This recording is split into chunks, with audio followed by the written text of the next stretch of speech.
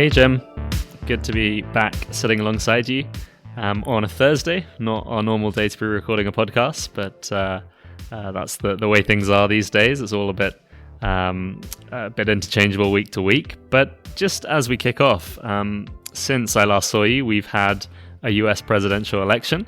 Did you watch that? I wouldn't have missed it for anything. I sat up all night sitting in front of two screens watching US news channels and monitoring social media. I was eating my dinner at 3:30 a.m. It was absolutely tremendous fun. I think I got to bed at 9 a.m. That is incredibly impressive. But to be fair, I stayed up till 6:30. And That's pretty impressive. Yeah, I didn't plan on that, but it's nothing. It's not the same league as 9 a.m. That is quite epic. What did you make of the outcome in the end?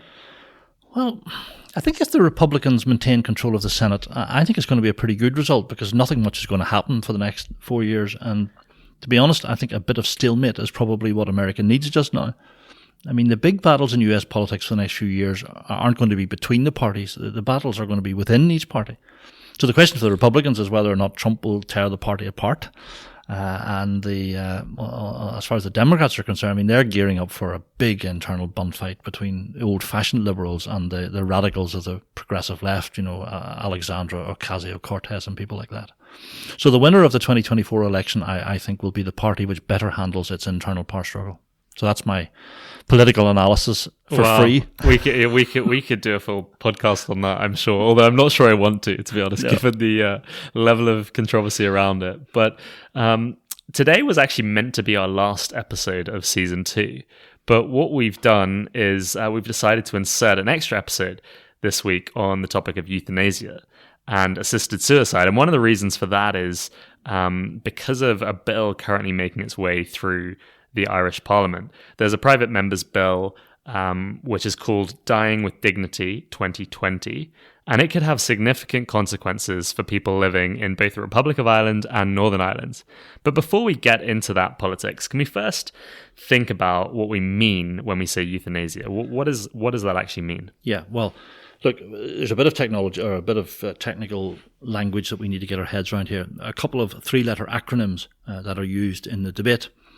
People talk about PAS and PAE. And PAS stands for physician-assisted suicide. Okay, so in that scheme, someone who wants to die is given a lethal dosage of medicine in tablet form. So it's the patient who makes the choice to swallow the tablets. And the physician is merely assisting a suicide in that case. Okay, so that's PAS. The second term is PAE, and that stands for physician-administered euthanasia.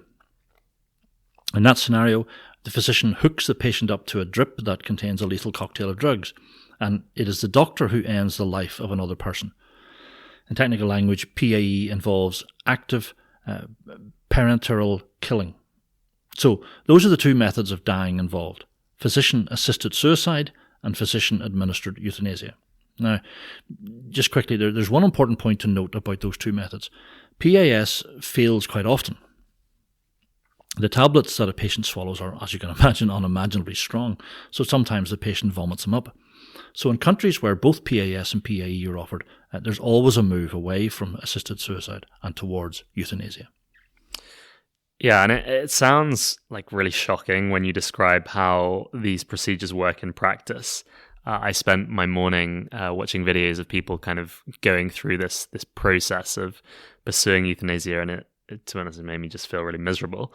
But some of the cases of these individuals were just so hard to watch. It was just so sad to see people in such kind of dire straits. And an example of that might be someone in the last stages of motor neuron disease or an equivalent terrible illness.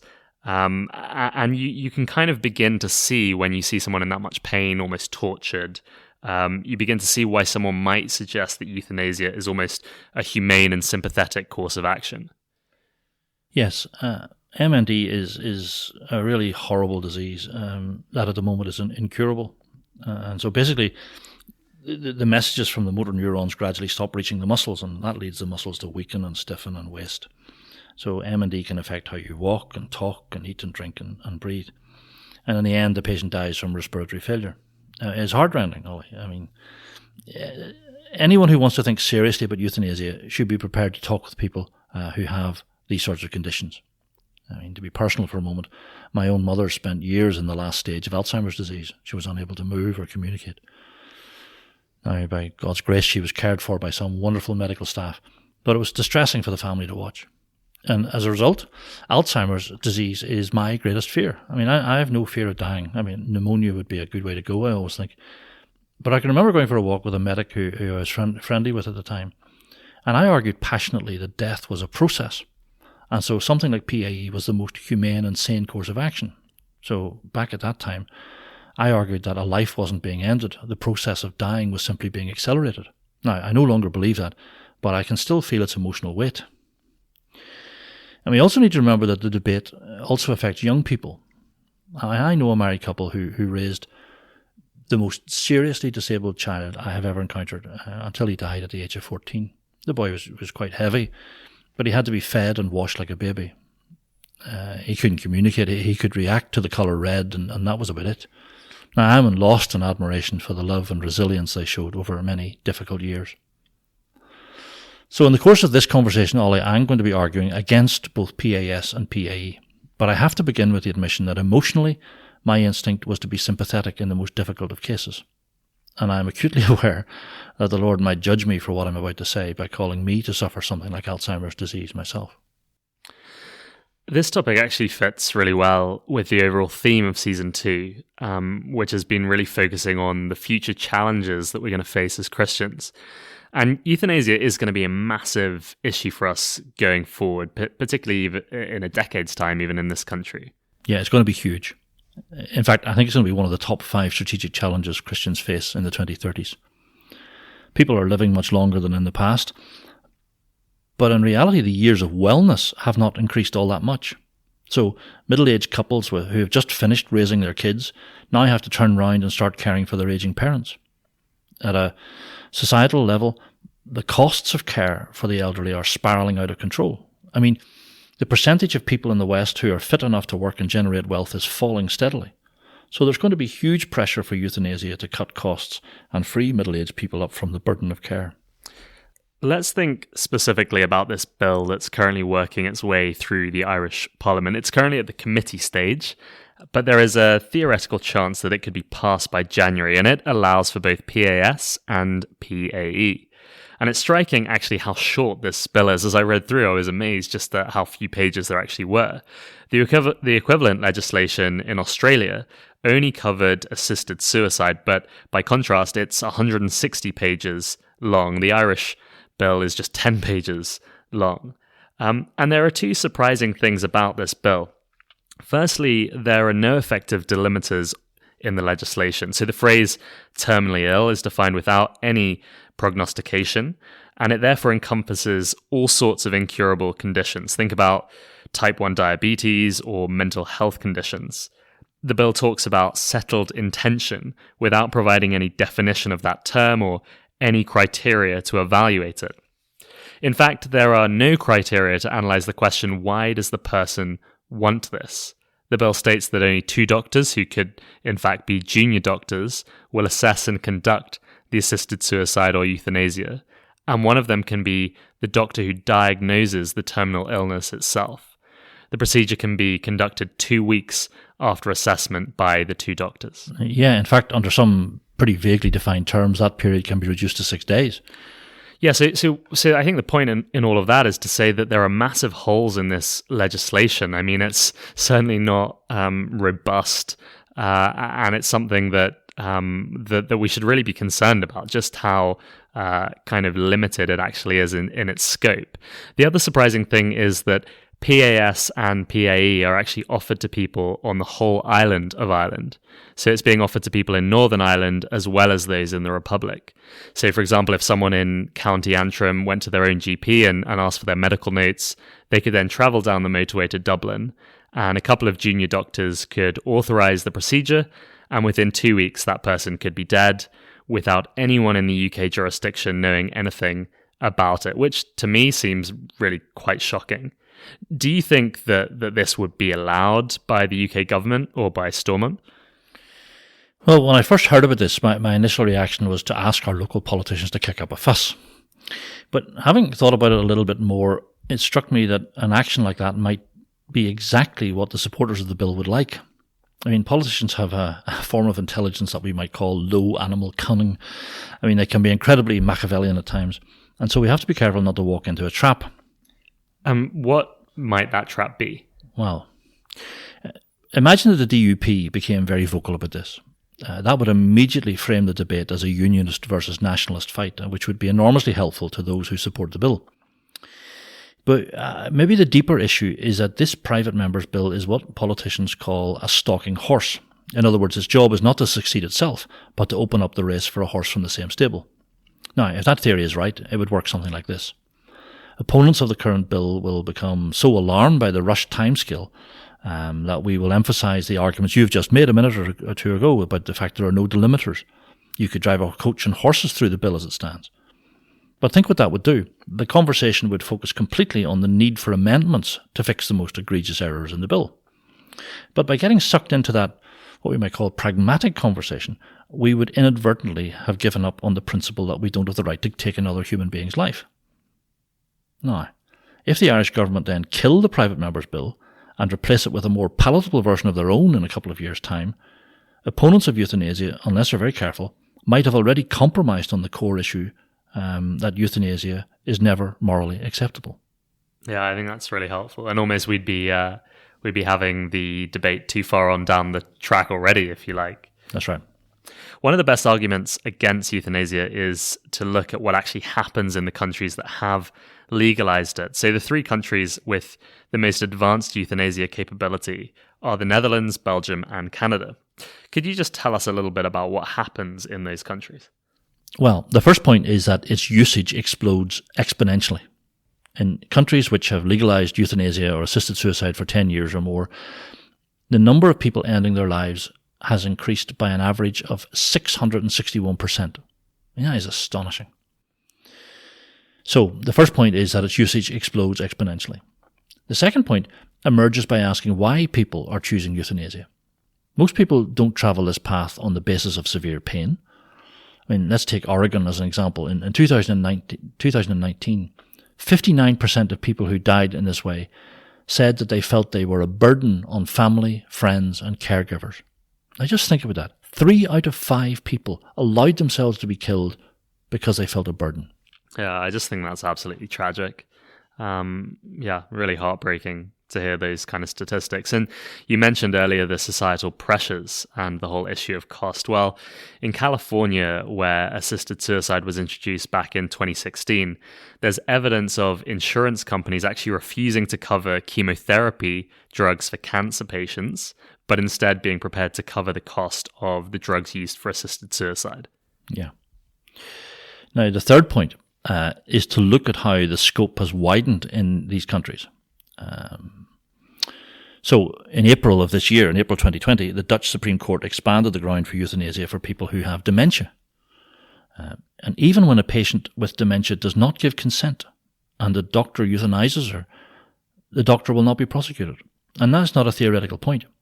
In 2016, a woman with dementia who revoked her consent to be euthanized had to be held down by her family whilst the doctor ended her life.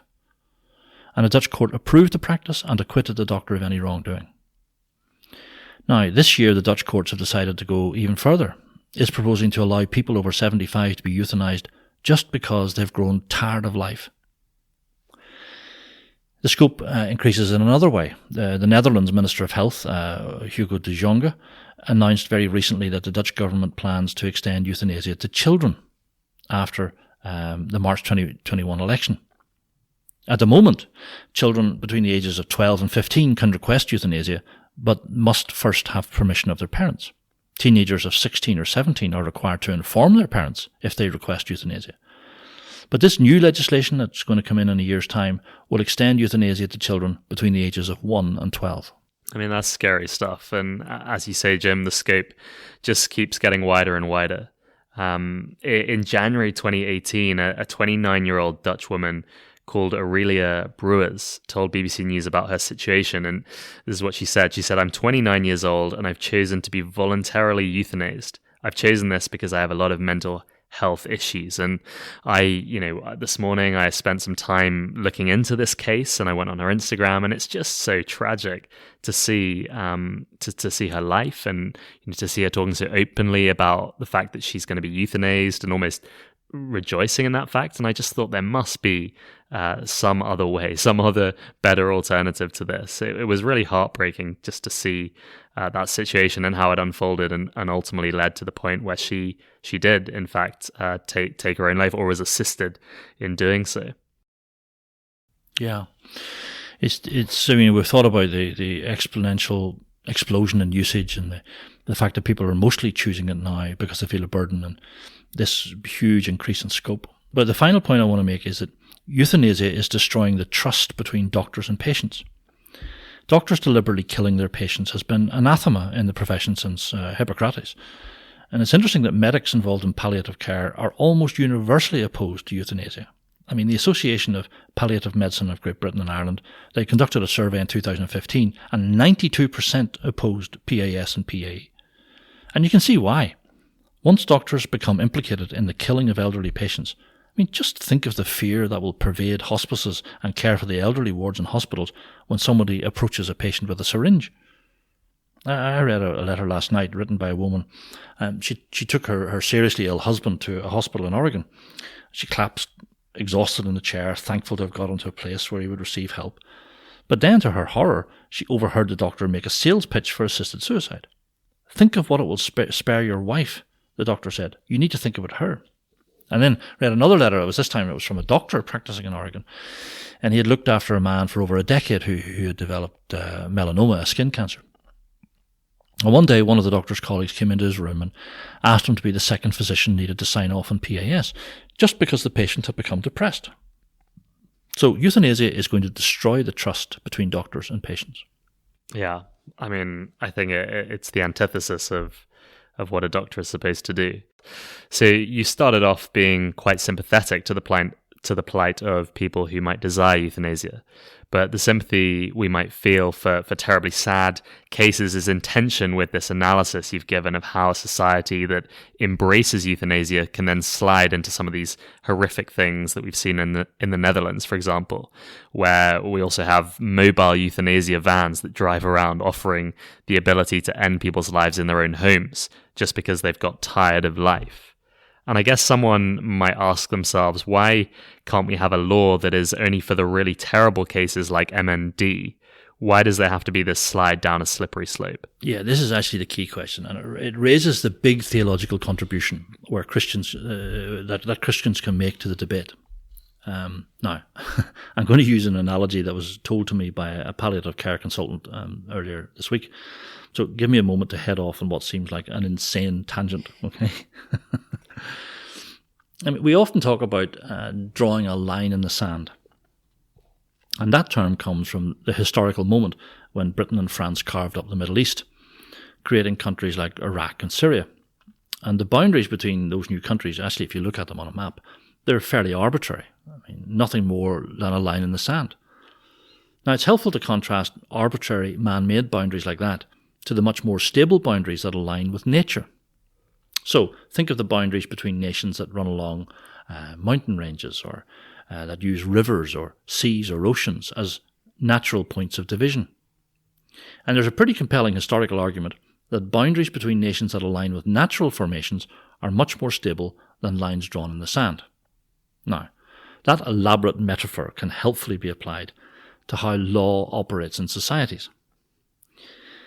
When civil law aligns with natural law, then it will endure. So we can think of natural boundaries like not killing another human being or the institution of marriage. But when a society ignores natural law and then just draws an arbitrary line in the sand, it can never endure.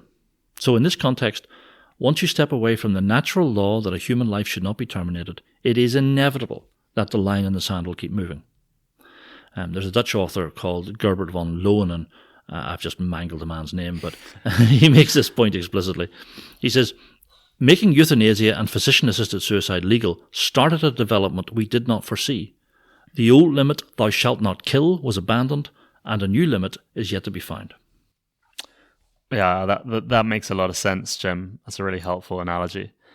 This coming Sunday, you're preaching on the last chapter of Ecclesiastes, which deals with old age and death and is incredibly relevant for this conversation we're having.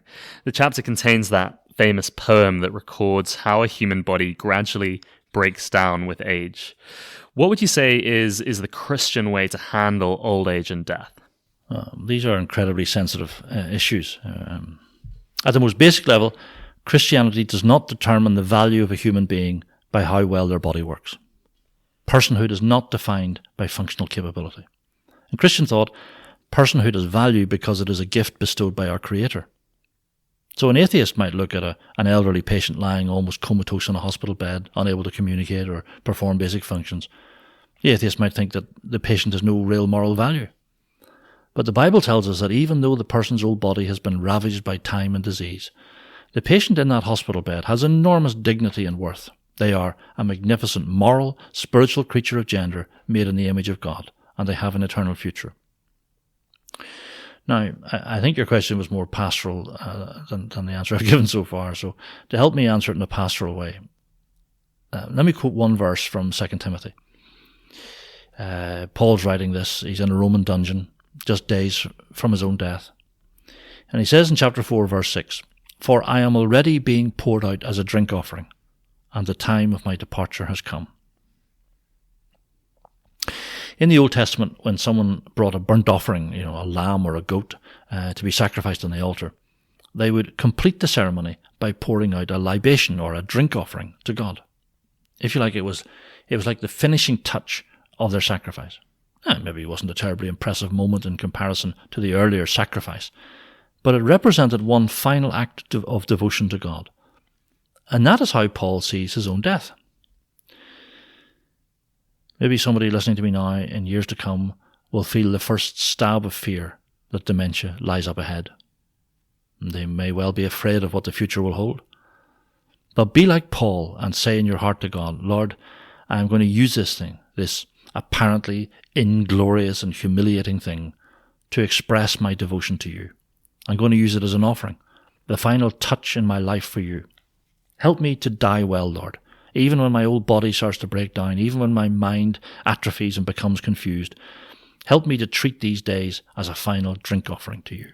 So that is the first half of the verse, the first half of Paul's view of death. But then he goes on to say, "The time of my departure has come." I can feel another ridiculous analogy coming on. Getting through the security of an airport is a hassle. It's undignified having to take your shoes off and belts off and so forth. But once inside the departure lounge, people tend to be happy. Why? Because they're going somewhere. As Paul says elsewhere, what is sown is perishable. What is raised is imperishable. It is sown in dishonour, it is raised in glory. It's sown in weakness, it's raised in power. It's sown a natural body, it is raised a spiritual body. So the Apostle is giving us the uniquely Christian perspective on old age and death. The humiliations and constraints we all face in our final years, well, they're just like the hassle of going through airport security. But soon we will depart, and in the new earth, my elderly brother or sister, you will run on supple feet. Your mind will be clear as crystal. So it seems to me that euthanasia is the refuge of them who have no hope.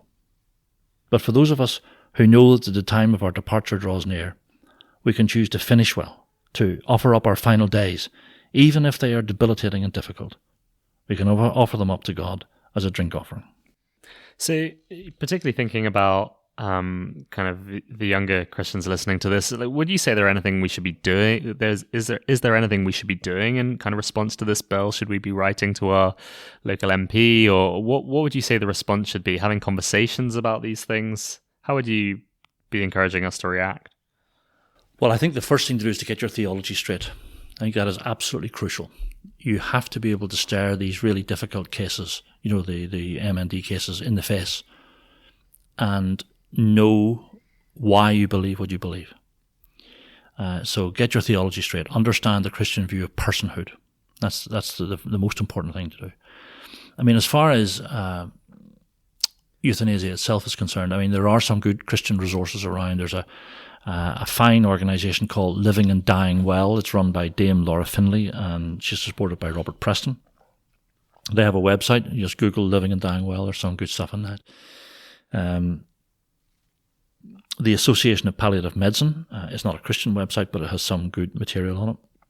And then there's a Euthanasia Prevention Coalition, EPC, which is some horror stories on it, which helps understand the situation. I mean, the main thing I would say is we need to be able to articulate in a loving and caring way why we believe euthanasia to be wrong, and to be able to do it in a way that makes sense to somebody who instinctively will just want to draw a line in the sand and act out of sympathy in a specific case. We need to show and be able to prove how lines in the sand always end up destroying society. I mean, it's precisely the same argument with abortion, obviously. You start off with the really difficult, heart-rending cases, and you end up with over 1 billion unborn children being killed. So they get your theology right, and then work on how you can articulate the Christian worldview in a way that is loving and sympathetic. Brilliant. Thanks so much, Jim. I'm going to put a link on our website to those resources you mentioned, but it's been a really good and a really important conversation. If you guys, our listeners, have any questions off the back of this episode, please don't hesitate to get in touch. We'd love to respond to those. That's all from us until our final episode next week.